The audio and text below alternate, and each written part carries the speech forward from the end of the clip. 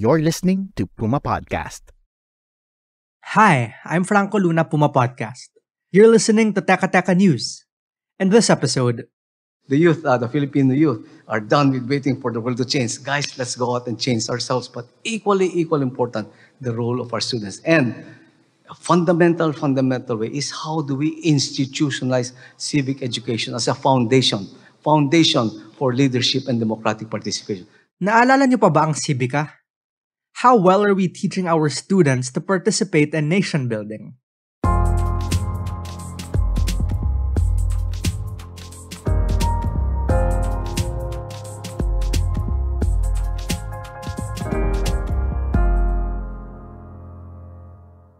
According to Araling Panlipunan Education sa Pagkakatao Teachers, the current curriculum creates a lot of competencies that must be achieved, making the discussion for each lesson to be only at the surface level. Somebody said mababaw.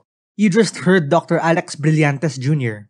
He's Professor Emeritus at the National College of Public Administration and Governance at the University of the Philippines. He was presenting the findings of their assessment of civic education in the K-12 Basic Education Program at the Civic Education Summit organized by YouthLed. Sa mga survey, group discussion at classroom sit-ins na ginawa nila, they discovered some skills are neglected. Historical thinking, essay writing, incomplete nga doon. The overwhelming focus of the lesson exercises, lesson plans, exercises, and tests is first-order knowledge, who, what, where.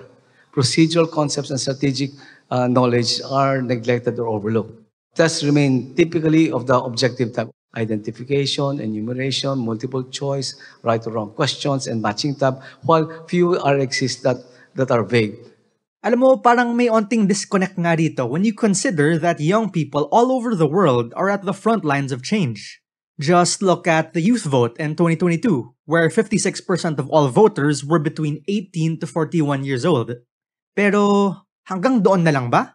Students participated in their respective student councils, but were limited only to casting their votes. Okay, meron tayong participation, but hey, civic education, more than that, there are issues such as gender, mental health, especially during the pandemic, elections, and environment are main issues deemed important by students.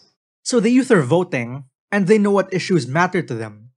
The problem is not many feel empowered to do much more than that.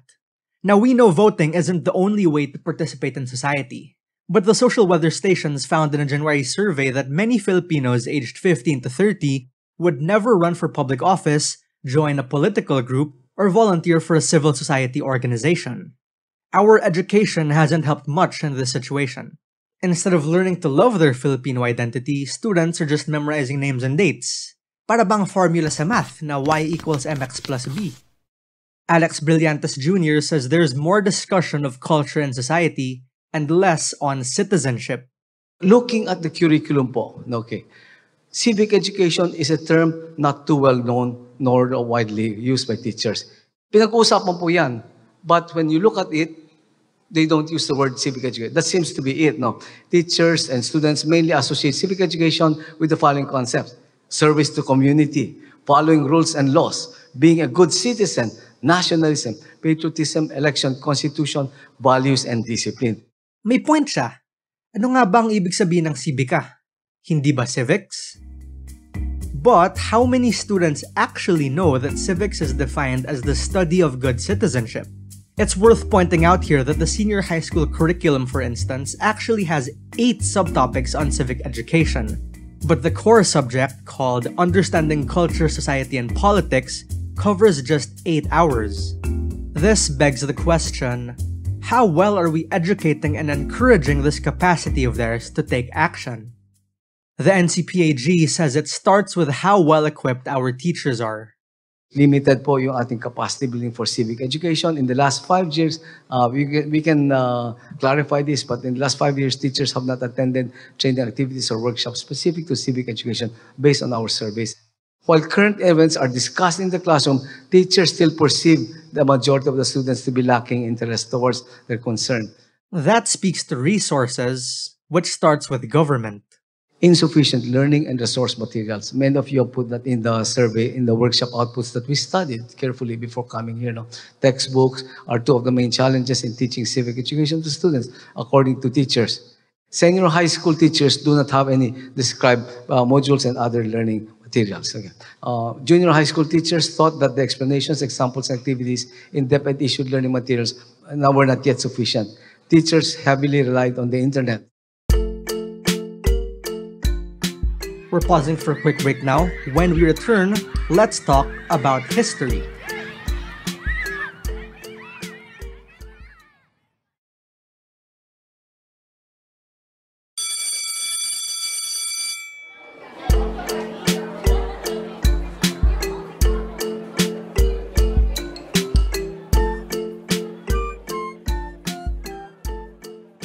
Let's dig deeper into the curriculum for a bit.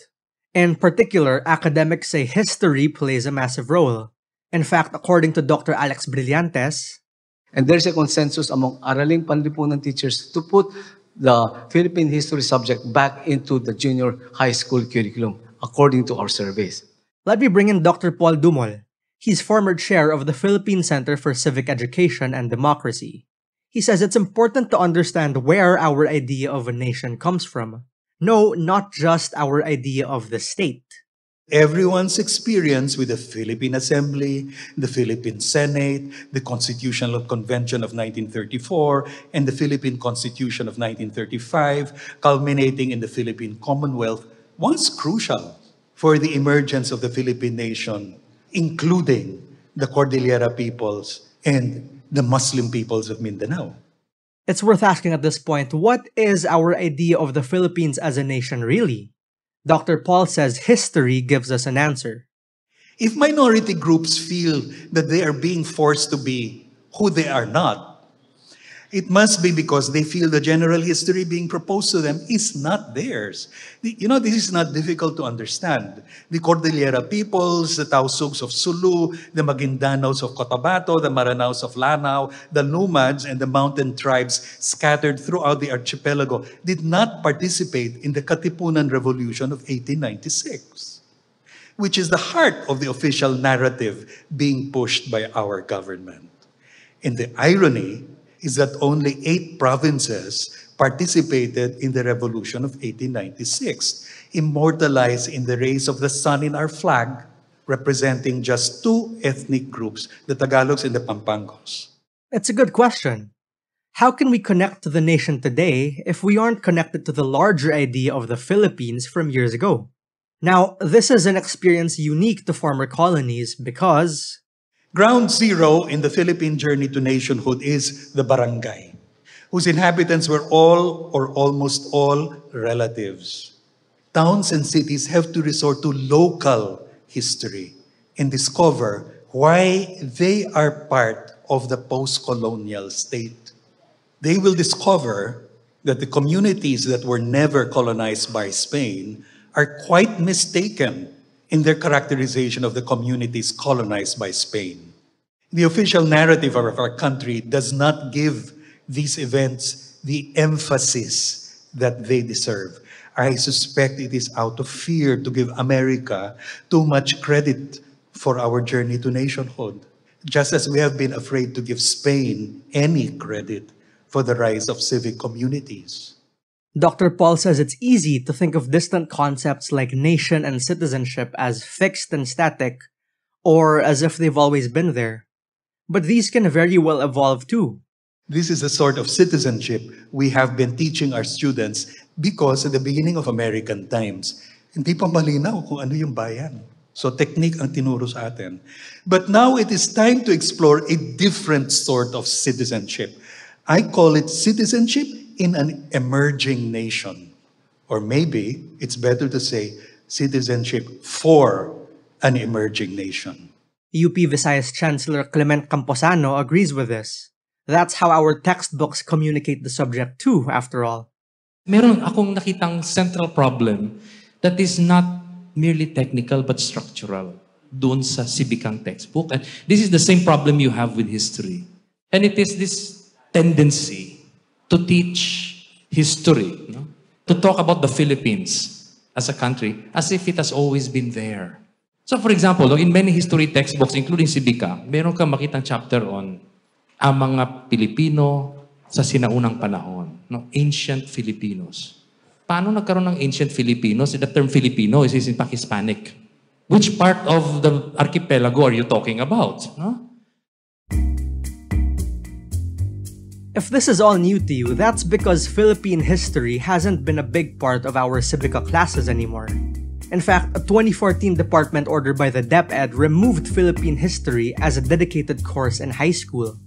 Academics at Youth-Led Civic Education Summit actually pushed for the integration of civic education into all subjects and at all grade levels. Clement makes a very specific case for the value of historical education. Even Rizal had a very limited concept of the nation. In the late 1880s, when he wrote an outline of Philippine history, hindi po kasama doon ang Muslim sultanates.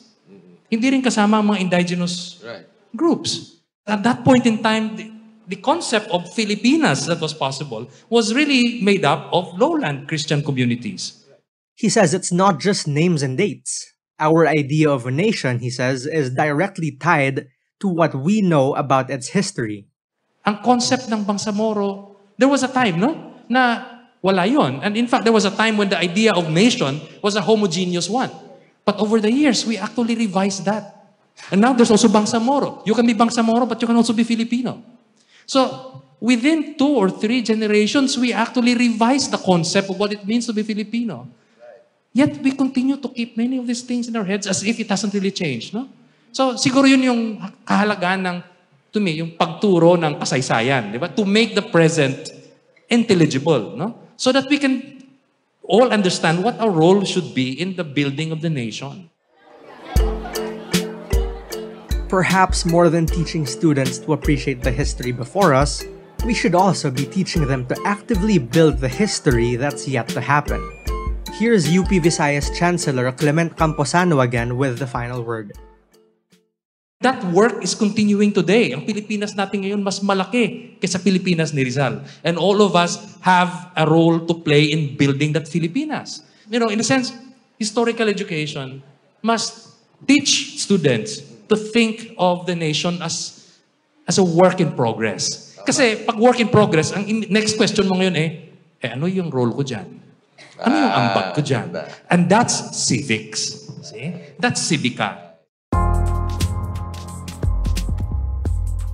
And that was today's episode of Teka Teka News. Again, I'm Franco Luna. This episode was edited by Pidoy Blanco. If you like this episode, share it with a friend or two. And of course, don't forget to follow Teka Teka News and Puma Podcast on your favorite podcast app or on YouTube. Thanks for listening.